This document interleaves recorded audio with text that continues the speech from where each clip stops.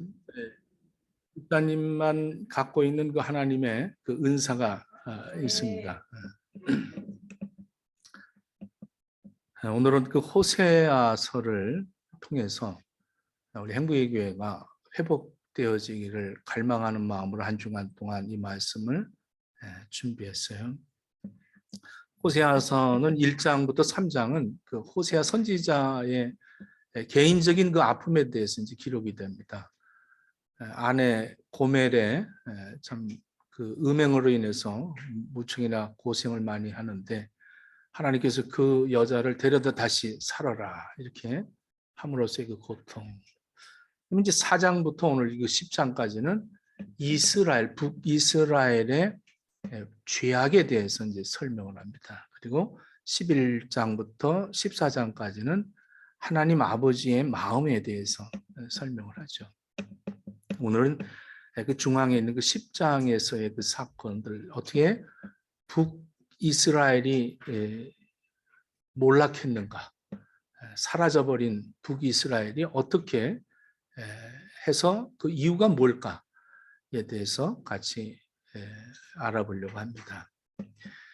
참 시대적으로 아수르 제국에게 그 북이스라엘이 멸망하기가 한 30년에서 50년 전의 사건입니다. 앞두고 그 30년에서 50년 정도를 앞둔 때에 이 북이스라엘이 하나님을 섬기지 않고 바알과 아세라를 섬겼던, 그래서 하나님을 의지하는 대신에는 그들은 오히려 군사력이나 경제력이나 이런 것들을 의지했습니다. 그래서 아주 무기도 신무기로 갖추어 놓고 또 아주 그 좀 큰 강대국과 동맹을 맺어서 우리가 전쟁이 일어나면 혹시라도 아수르가 침공을 하면 에집트가 또 이 바벨론이 우리를 좀 도와라.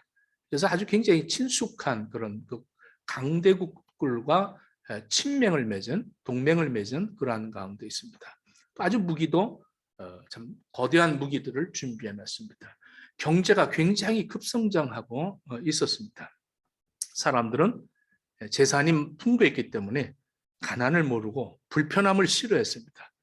이제는 그 번영 속에서 뭐 모자란 것이 없기 때문에 하나님 앞에 기도하는 시간들도 줄어들고 하나님께 예배드리는 것이 아니라 오히려 바알과 아세라 그들의 그 산당에 올라가서 하나님은 축복을 하고 이 축복을 하나님께서 받은 그 축복을 가지고 산당을 더 아름답게 만드는 이러한 그 환경 속에서 하나님께서 이 호세아를 통해서 그들을 내게로 돌아오라고 말씀하는 것이죠. 이스라엘 백성들은 하나님과 언약을 맺은 그런 공동체입니다. 참 십자가의 보혈로 우리가 구원을 받고 예수 그리스도의 그 보혈의 능력을 힘입고 살아가는 저와 여러분들과 동일한 현대 우리와 그때 당시에 그 북이스라엘의 백성들과 동일한 하나님의 은혜를 받고 하나님의 사랑을 받고 하나님의 축복을 받고 살아가고 있는 거죠. 그들은 하나님보다 돈과 권력 그리고 쾌락 그리고 대극 이웃 국가들과 동맹 이런 것들을 더 중요시 여겼습니다. 자기 몸을 더 중요시 여겼습니다. 하나님 앞에 예배드리는 것보다 하나님 앞에 기도하는 것보다 더 중요시 여겼어요. 물질이 많으면 아주 형통하고 풍요롭다. 참 우리가 이런 것들을 좀 많이 갖고 있어야 우리가 안전하지 않겠느냐. 집이 있어야겠다. 좋은 가구들이 있어야겠다. 좋은 전자제품들이 있어야겠다. 여기에 더 몰입을 하고 하나님의 축복을 구하는 거죠. 하나님, 나도 집을 얻게 해주십시오. 하나님, 나도 이렇게 좀 형통하게 살고 싶습니다. 하나님, 나도 이렇게 풍요롭게 살고 싶습니다. 하나님 앞에는 축복만 구하고 축복이 얻어지면 나는 나의 삶의 현장 속에서는 하나님은 아랑곳 없이 나의 삶의 윤택함과 기름진 것과 아주 그 참 윤기 나는 광을 내는 그런 삶을 살았다는 거죠. 이러한 시대에 호세아 선지자는 하나님과의 언약 관계를 기초로 해서 하나님의 말씀을 선포합니다. 오늘 여기 1절에 1절부터 볼까요? 이스라엘은 열매 맺는 무성한 포도나무라. 그의 열매가 많을수록 재단을 많게 하며 그 땅이 번영할수록 주상을 아름답게 하도다. 그 당시의 상황입니다. 여러분, 하나님께서 하나님의 백성들을 비유로 한 성경의 그 비유들을 보면 포도나무, 우리를 가리켜서 포도나무다. 우리를 가리켜서 양이다, 양떼다 이렇게 얘기합니다. 다른 나무들은 어떨런지 몰라도 포도나무만큼은 농부가 많은 희생을 해야 열매를 맺을 수가 있습니다. 그렇지 못하면 이 포도는 다 열기 전에 벌써 새들이 와서 쪼먹고 벌레가 있고 나무가 말라버리는 거예요. 그래서 이 포도나무만큼은 그 농부가 많은 신경을 쓰고 포도가 송이가 되면 또 그것을 커버를 해서 벌레들이 먹지 못하게 아주 정성을 다 들여야 포도나무가 무성할 수가 있습니다. 양도 마찬가지예요. 다른 짐승들과 달리 양은 꼭 목자가 그 양들을 보살펴야 됩니다.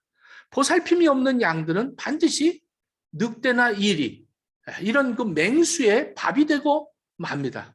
아니면 맹수들에게 피해 다니다가 어떠한 그런 골짜기에 다리가 끼고 웅덩이에 빠져서 스스로 일어날 수 없는 그러한 신세가 돼버리고 마는 것이 양들입니다. 그래서 양이나 포도나무는 농부가 있어야 되고 목자가 있어야 되는 거예요. 근데 하나님께서 그 이스라엘은 열매 맺는 무성한 포도나무다. 저와 여러분들을 얘기하는 겁니다. 포도나무다. 우리가 열매를 많이 맺는 것은 누구 때문에? 하나님이 우리를 보살펴주고 인도하고 축복했기 때문에. 근데 많이 그 열매가 맺을수록 어떻게 했느냐? 제단이 많아졌다는 거예요. 제단이. 내가 섬기는 제단들이 많아졌다는 거죠. 나는 이것도 해야 되고 저것도 해야 되고 아주 뭐 하나님이 주시는 축복을 가지고 점점 제단이 많아졌다는 거예요. 그 다음에 번영할수록 주상이 아름답도다. 우상을 아름답게 꾸민다는 거죠. 아주 강도 내고 다야받고 금으로 만들고 이런 것들로 가득하다는 거예요. 지금도 예외가 아닙니다. 예수 그리스도의 이름을 대표하는 우리 기독교 공동체들이 이스라엘 백성들, 그 구약의 이스라엘 백성들과 동일하지 않는가? 세상을 살아가는데 혼돈에 빠지고 죄악이 관영하고 정말 하나님을 찾는 것은 복 받으려고 찾고 하나님을 믿는 것이 아니라 우상을 섬기면서 하나님 앞에는 복을 받으려고 하는 사람들의 대부분의 모습들은 항상 힘들고 어려울 때 하나님 앞에 원망과 불평이 나오는 겁니다. 왜? 하나님은 대상은 복을 주시는 하나님으로 여기기 때문에 내가 어렵고 힘들 때는 하나님 왜 이러십니까? 라고 하는 것이죠. 이것은 하나님을 섬기는 것이 아니라 주상을 섬기고 있고 이 주상이 더 중요하기 때문에 이 주상을 더 아름답게 하고 이 주상을 더 많이 갖고 싶어서 하나님 축복을 나에게 주십시오. 더 많이 좀 해야겠습니다. 이런 의도인 겁니다. 그러면 하나님 앞에 축복을 받으면 영광을 하나님 앞에 돌려야 될 텐데 그러질 못하다는 거예요. 참 안타깝죠? 호세아서 2장 8절에 보면 이렇게 얘기합니다. 곡식과 세포너주와 기름은 내가 저에게 준 것이요 저희가 바알을 위하여 쓴 은과 금도 내가 저희에게 더하여 준 것인데 저가 알지 못하는구나 이렇게 얘기합니다. 얼마나 참 기가 막힌 일이겠어요. 하나님은 주시는데 받아갖고는 우상을 숭배하는데 그것을 사용하고 있다는 것이죠.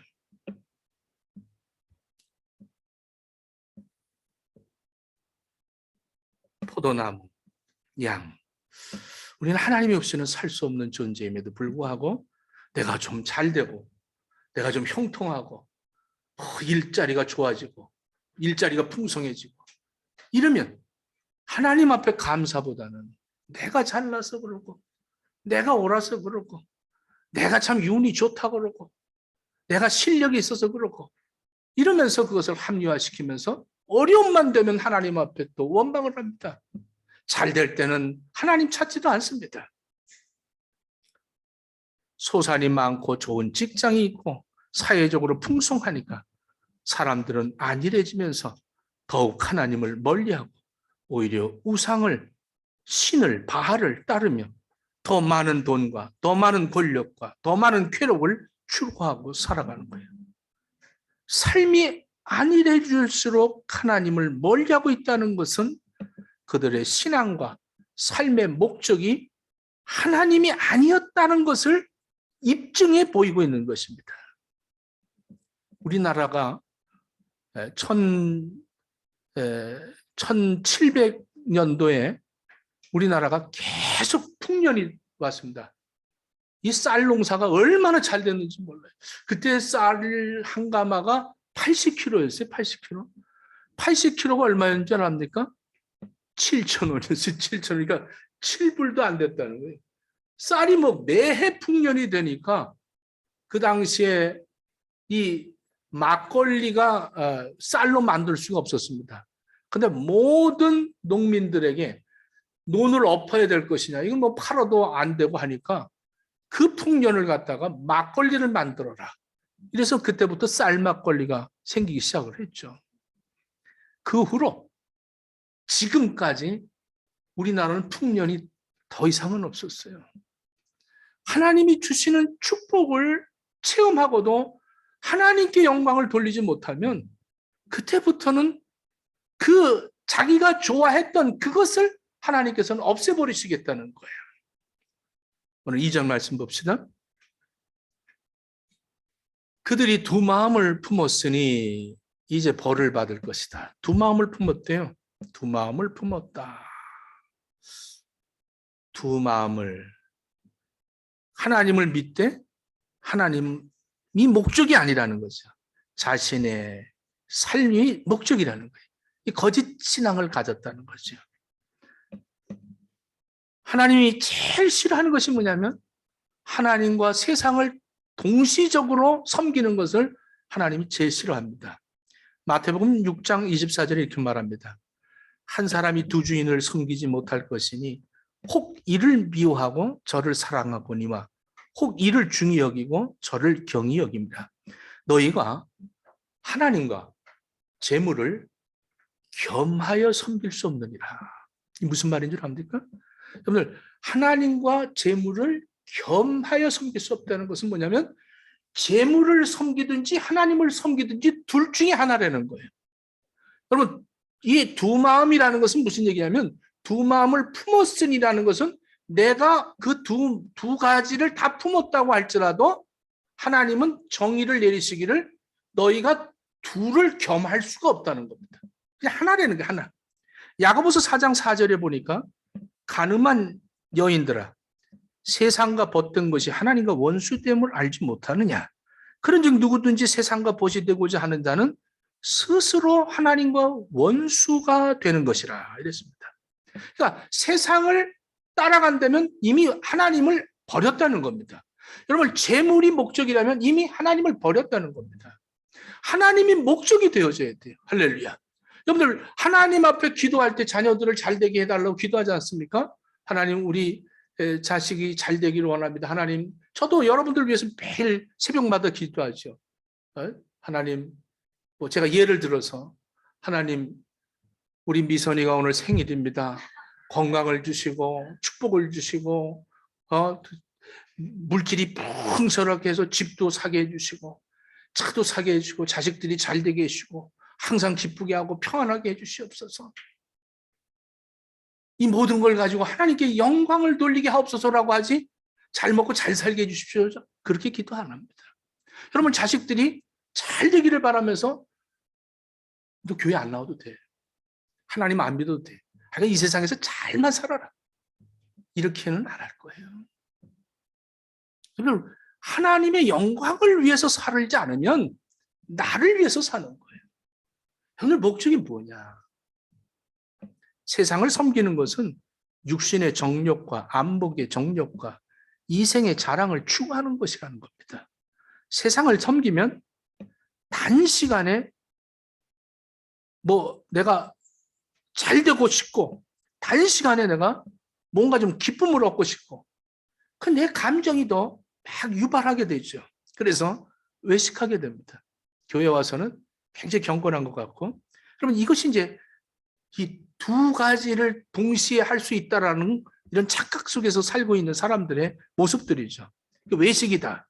이건 뭐냐면 속마음과 상반된 표정을 하고 있다. 이거죠. 속마음은 그런데 웃고 있는 거죠. 이렇게 속에는 막 이렇게 끓고, 지금 여러분들도 좀 예배 드리면서 속은 막 뒤틀려 있으면서도 아멘. 이제 요것이 이제 바로 이렇게 이 외식이라는 거죠. 또 어떨 땐 또 슬픈데 마음이 괴롭고 막 무너지는데도 할렐루야 아멘 이렇게 속과 겉을 표현을 달리하는 이런 사람들이죠. 외식을 한다는 것은 기만하다는 거예요. 기만하다는 거. 변절이 되고 있다는 거. 자기를 변절시키고 있다. 이런 사람들은 이제 이런 외식을 하는 사람들의 이제 특성이 뭐냐면 굉장히 변덕스럽습니다. 아주 변덕스러워요. 아주 이 조속이 다르죠. 아침과 저녁이 굉장히 다릅니다. 참 그런 사람들 많이 경험하죠. 목사님 하다가 이러고 얼마나 아이가 요동이 많은지 어느 게 진짜인지 잘 모릅니다.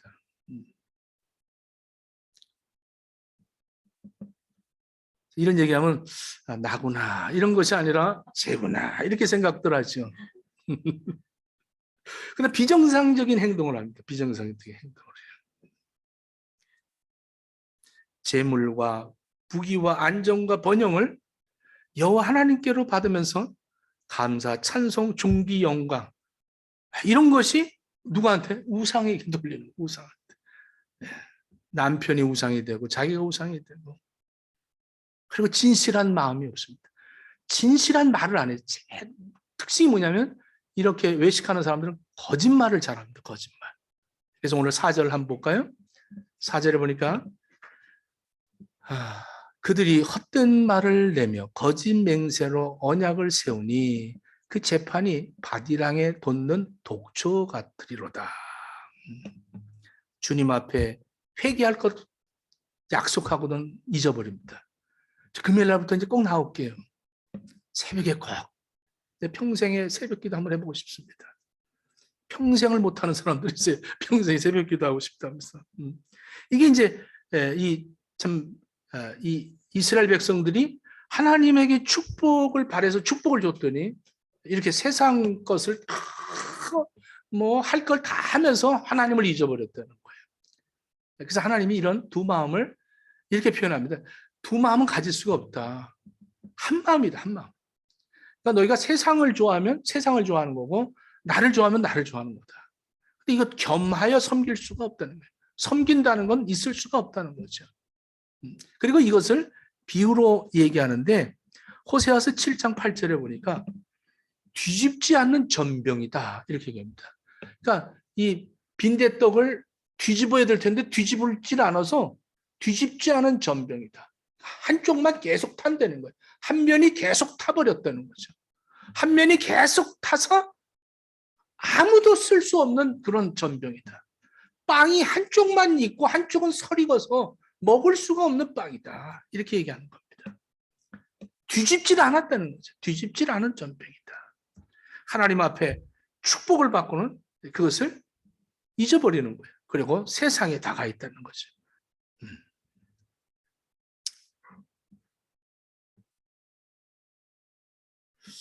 참 우리 행복의 식구들이요. 저와 여러분들은 이런 뒤집지 않는 전병이 되지 않길 바랍니다. 빨리빨리 뒤집어야 돼. 이렇게 빨리빨리. 뒤집어야지. 뒤집지 않으면 타버리고 맙니다. 세상에 타갖고 쓸모없는 그런 인생이 되어서 써달라고 하면 써지지 않는 거예요. 빨리 돌아서야 돼. 이게 돌아서라는 거죠. 돌아서라. 3절 말씀을 한번 읽어보겠습니다. 그들이 이제 이르기를 우리가 여호와를 두려워하지 아니하므로 하나님을 두려워하지 않는다는 거죠. 이스라엘의 타락이 뭐냐? 하나님을 두려워하지 않았다는 거예요.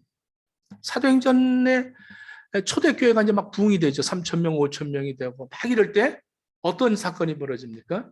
뭐 그때는 어떤 교회 제도도 없고 사도들이 그냥 하나님의 말씀을 가리키고 성령에 충만해서 모이면 기도하고 흩어지면 전도하고 또 각 가정마다 사랑의 잔치를 나누고 막 이럴 때 갑작스럽게 일어난 일이 뭐냐면 아나니아와 삽비라가 하나님 앞에 범죄하고 그 자리에서 직설합니다.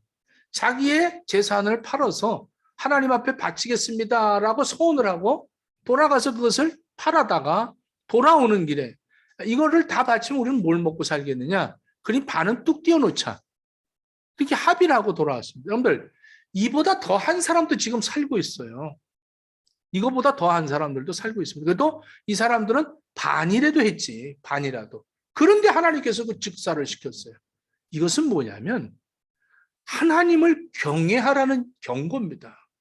하나님을 두려워하라는 거예요. 그러면 하나님을 두려워하는 마음이 없어요. 있어요? 저 옆 사람 한번 봐. 너 하나님 두렵니? 한번 물어봐. 남편하고 이혼할까 봐 두렵지.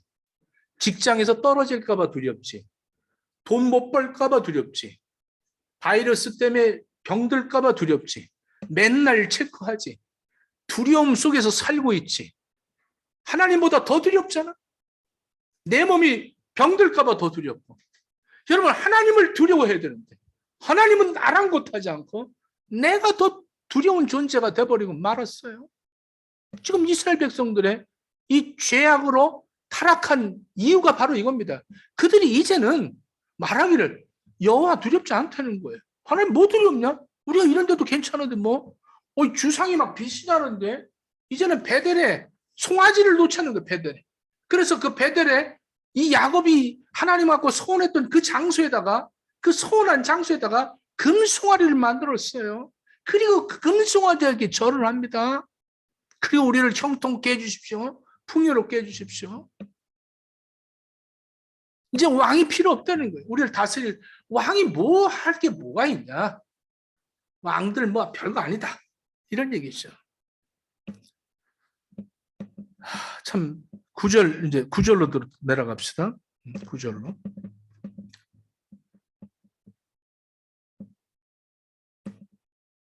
9절에 보면 이스라엘아 내가 기브아 시대부터 범죄하더니 지금까지 죄를 짓는구나. 9절 말씀을 뺐는데 9절에는 이렇게 얘기합니다. 이스라엘아 아주 결론을 얘기합니다. 내가 기브아 시대부터 이 기브아 시대가 언제냐면 사사기 19장의 사건입니다. 사사기 19장부터 사건인데 이 기브아 시대 때부터 너희들이 죄를 짓는다. 하나님을 두려워하지 않는 거예요. 이 기브아 시대 때가 뭐냐면 기브아 장소가 어떤 곳이냐면 어떤 레위 사람이 이렇게 하면서 레위인을 얘기합니다. 19장 1절에 어떤 레위 사람이 이 레위인은 하나님의 성전을 이렇게 잘 관리하고 예배를 돕는 그런 지파인데 유대 베들레헴에서 첩을 맞이했던 거예요. 첩을 맞이해서 그 첩을 가지고 데리고 사는데 이 첩이 음행을 했어요. 도망을 갔어요. 그래서 이 첩을 찾으러 간 것이 기브아 땅입니다. 근데 거길 갔더니 많은 그 사나운 사람들에 의해서 자기 그 첩이 아주 그 어려움을 겪게 됩니다. 그래서 죽여서 이 첩을 12토막을 내갖고 12지파에다 보냅니다. 그래서 전쟁을 일으키죠. 그러니까 얼마나 끔찍한 이런 일들이 일어났어요. 이 기브아 시대 때부터 지금까지 이런 짓을 하고 있느냐 이렇게 말을 하는 거예요. 얼마나 하나님 두렵지 않다는 거예요. 하나님 두렵지 않으니까 이런 짓을 하죠. 하나님 무섭지 않다는 거죠. 사람의 눈이 더 무섭다는 거예요. 제가 한국에 있을 때 그 교회 건축을 하는데 어떤 교회 그 건축을 하는데 그 장로가 이 교회가 건축하면 뭐 시험이 얼마나 많습니까? 근데 성찬식을 하고 있는데 장로가 그 반대 장로가 와서 이건 다 뭐야 하고 쓸어버렸어요. 성찬식을. 그리고 나가버렸어요. 나가는데 빨간 벽돌이 이렇게 쌓인 게 거짓말하는 모든 교인들이 보는 앞에서 그렇게 쌓여있는 빨간 벽돌이 그냥 날려와서 이 장로를 그냥 짓누르고 그 자리에서 즉사를 해버렸어요. 그러면 이런 일들이 지금이라도 만약에 일어난다면 얼마나 무서운 일입니까? 근데 그렇게는 하나님이 그렇게 두렵고 떨려야 될 텐데도 이제는 그런 일이 없어요. 나는 죽어도 천국 가는데, 구원받았는데, 나는 예수 그리스도로 말미암아 이제 죄사함을 받고 하나님을 아버지라고 부르는데 아버지가 나를 그렇게 하실 수 있을까? 이러면서 모두가 하나님 나한테 많이 주시기만 하옵소서. 많이 주십시오. 그러면 내가 내 산당을 좀 더 아름답게 꾸미고 내가 신상들을 좀 더 예쁘게 만들겠습니다. 이러는 거예요. 하나님 기뻐하시겠어요? 지금 우리가 어떻습니까? 이제는 뭐 미디어를 가지고 모바일폰 하나 가지고 전 세계를 다 우리가 알고 있지 않습니까? 이제는 나쁜 짓 하면 금방 다 전 세계가 알아요. 시드니에서 뭐 어떤 사람 어땠다 그러면 전 세계가 알아요. 이제는 이 MZ 세대들이 얼마나 이 소셜 미디어를 잘 관리하는지 세계 정세를 다 알리고 있습니다. 이런 시대에 살고 있어요. 어디 이제는 속일 수 없는 그런 시대. 그래서 오히려 이게 더 두려운 거예요. 하나님 두렵지 않는 거예요. 그러니까 모바일폰 갖고 이제 예배 드리는 거죠.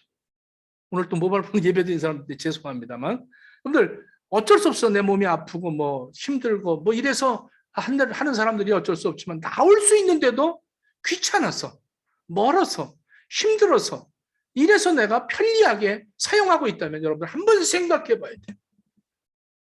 그럼 내가 너무 이렇게 강하게 얘기하는 거 아니에요.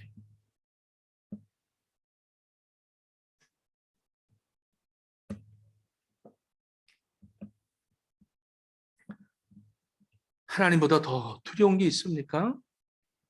하나님 말씀 순종하는 것보다 더 내가 순종해야 할 것이 더 있습니까? 하나님을 예배하고 섬기는 일보다 세상에서 더 잘되고 싶은 마음이 있어요? 그리고 신앙은 우습게 보입니까? 개척해 뭐 별거 있나? 이렇게 생각합니까? 우리 마음이 하나님과 세상을 두 마음을 가지고 뒤집지 못하는 그런 태워버리고 있는 그런 삶을 살고 있지 않습니까? 신속하게 회개하기 바랍니다. 말씀을 붙들고 기도하시기를 바랍니다.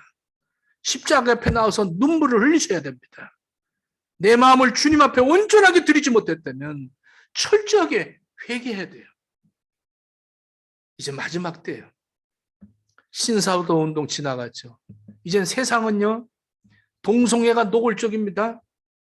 이젠 국제 정세가 기독교를 우습게 여기는 그런 시대입니다. 계속적으로 이 세상에는 자꾸 교회들도 맞아. 이 세상 것을 받아들여서 이제는 예수 그리스도의 십자가의 도를 전하는 것이 아닙니다. 계속해서 공동체들이 사랑해야 된다. 은혜 받아야 된다. 위로해야 되고 격려해야 되고 잘 먹고 잘 살아야 된다. 자꾸 이럽니다. 이게 바로 하나님을 배신하는 배도의 행인 거예요. 이럴 때 적그리스도가 나타나는 거죠. 그때가 되면 이제 세상은 바벨리즘이 돼버리고 맙니다. 노골적으로 하나님을 대항하는 전체주의자들이 생기는 거죠. 하나님도 안 두렵다는 거죠. 뭐가 하나님이 살아계시느냐 이러면서 덤벼들고 있는 그런 시대입니다. 이사야서 1장 2절로 3절에 이렇게 말합니다. 하늘이여 들어라, 땅이여 귀를 기울여라. 여호와께서 말씀하시기를 내가 자식을 양육하거늘 그들이 나를 거역하였도다. 소는 그 임자를 알고 나귀는 주인의 구유를 알건만 이스라엘은 알지 못하고 나의 백성은 깨닫지 못하는도다. 이렇게 얘기합니다. 얼마나 기가 막힌 일이겠어요. 십자가의 언약으로 우리가 하나님을 아버지라고 부르면서 신앙생활 해야 되는 사람들이 하나님 두렵지 않고 이제는 그러면 전 한국에서도 목회할 때 참 우리 후배들이 뭐 당당한 사람들이었죠. 그 기사들은 머리가 빡빡 깎인 사람들이고 뭐 힘이 센 사람들이에요.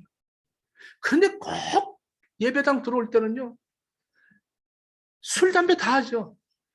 담배 놓고 하나님 앞에 오는데 얼마나 두렵고 떨리면서 그러면서 교회 들어와요. 어떤 후배는 예배당을 못 들어와요. 예배당을 못 들어와. 왜? 들어오면 벼락 맞아 죽을까봐 나 같은 죄인이 이러면서. 그런데 요즘은 교회 뭐 담배를 갖고 들어오고 화장실에서 담배 피고 뭐 술 한잔 먹고도 들어오고, 이게 하나님을 두려워하지 않는 거예요. 그래서 없어져 버리는 거예요. 그래서 사라져 버리는 거예요. 하나님은 이렇게 얘기합니다. 너가 좋아하는 걸 내가 심판하겠다. 너를 심판하겠다는 게 아닙니다. 네가 지금 그렇게 섬기고 있고, 네가 그렇게 원하고 있고, 네가 그렇게 가꾸고 아름답게 하고 있는 것, 여기에 내가 심판하겠다. 그러면 그것이 없어져 버리면 어떻게 되겠어요? 여러분, 그때부터 우리는 얼마나 비참하겠어요. 그때부터 먹지 못하고 식도암이 걸리고 온몸에 마서 병이 걸리고, 이래서 누워서 침상에 누워서 내가 그렇게 좋아하고 그렇게 먹고 싶은, 잘 먹고 즐겼던 것들도 못 먹고 내가 누렸던 것들을 못 누리고 그렇게 살아간, 그것이 없어지면 나도 그렇게 되는 거예요. 여러분, 내가 갖고 있는 건강이나 모든 것들이 하나님이 제공해 주고 계시다는 것을 여러분들 안다면 하나님 앞에 감사하고 찬송하고 하나님의 영광을 위해서 쓰임 받아야 되는 겁니다. 할렐루야. 시간도 마찬가지입니다. 하나님이 나에게 주신 24시간의 시간이요, 이 시간도 하나님의 영광을 위해서 아침에 눈을 뜨면 제일 먼저, 우리 학생들이요, 젊은이들이요, 제일 먼저 눈을 뜨면 하나님 앞에 먼저 엎드려 기도하는 사람들 되십시오. 할렐루야. 어떤 사람들 보면 달려와서 예배, 학교 갔다 이제 집에 들어오면 그냥 가방 들리친 대로 들어오면서 신발 벗으면서 하나님 학교 잘 다녀왔습니다 이러면서 기도하는 그런 자식들을 보면 얼마나 좋겠어요. 집어다니 정말 10년이나 죽겠네 이러면서 들어. 그냥 일하고 와서 남편이 다 들어오면서 여보 밥 줘! 이러면서 그게 아니라 하나님 아버지 오늘도 나를 이렇게, 예? 이렇게 무사히, 얼마나 좋겠어. 예? 하나님 앞에 영광을 돌리기 위해서 우리가 살아야 되는데 누구의 영광을 위해서 살아요? 이래서 북이스라엘은 아수르에서 완전히 패망돼 버린 겁니다. 이젠 북이스라엘은 없는 거예요. 이 마지막 때 교회들이 매일 축복받으라고 그러고 은혜 받으라고 그러고 기도 안 해도 된다고 그러고 다 그렇게 살아요. 목사님도 그러고 장로님들도 그러잖아요. 괜찮아요. 위로하고 격려해주고, 그런 이렇게 하면서 하나님 두려워하지 않고, 어느 순간에 사라져버려요. 행복의 식구들이요, 우린 예수 그리스도의 십자가를 붙들고 삽시다. 하나님이 이 새 언약을 우리에게 주셔서 이것만을 증거하고 사는 거예요. 예수 아니면 어떻게 살 수 있겠어요? 여러분, 힘듭니까? 예수님을 바라보세요. 저는 주만 바라볼 때, 찬양할 때 항상 이 그림 보면 막 눈물이 나. 내게 와, 내가 너를 위해서 십자가에 죽었다 이러면서 내 품에 안겨라. 너 그리 힘드니? 내가 너를 위해서 얼마나 힘들은 줄 아니? 너 그렇게 죽고 싶니? 내가 너 때문에 죽었잖아. 너 머리 아프니? 내가 가시관 썼어. 너 손발이 해도 안 되니? 내가 다 못 박혔다. 옆구리 창짝 빨아야. 내가 너를 위해서 이렇게 십자가에 죽었는데 넌 나를 생각 안 하니 왜? 그냥 너만 생각하고 너만 힘들다고 그러니. 내가 너를 위해서 다 해줬는데. 주를 바라보면 힘들 일이 없어. 미안하지. 죄송하고 송구스럽고 이까짓 거 괜찮아요 주님 이렇게 되어지는 거야. 근데 이거 못 살겠어요. 이거 못 살겠어요. 절대 이 세상에 두 마음은 없습니다.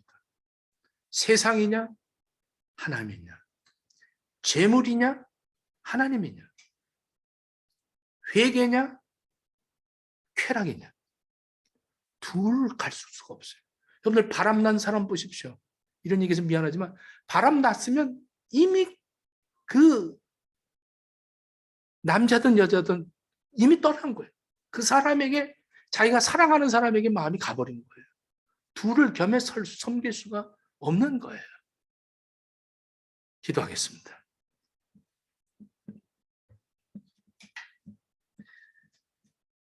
소도 나귀도 주인을 아는데 이스라엘 백성들은 그렇게 축복을 해줘도, 구원을 해줘도 홍해를 건너게 하고 광야를 지나게 하고 요단강을 건너게 하고 젖과 꿀이 흐르는 땅을 주었는데도 불구하고 하나님을 두려워하지 않고 주상을 빛나게 하는 어리석은 인생들 된 것을 볼 때에 하나님, 내 삶을 돌아보며 하나님 앞에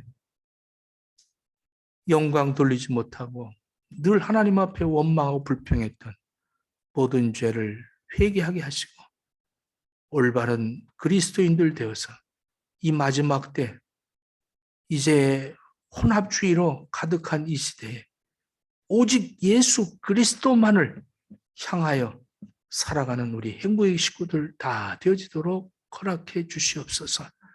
예수님 이름으로 기도드립니다. 아멘.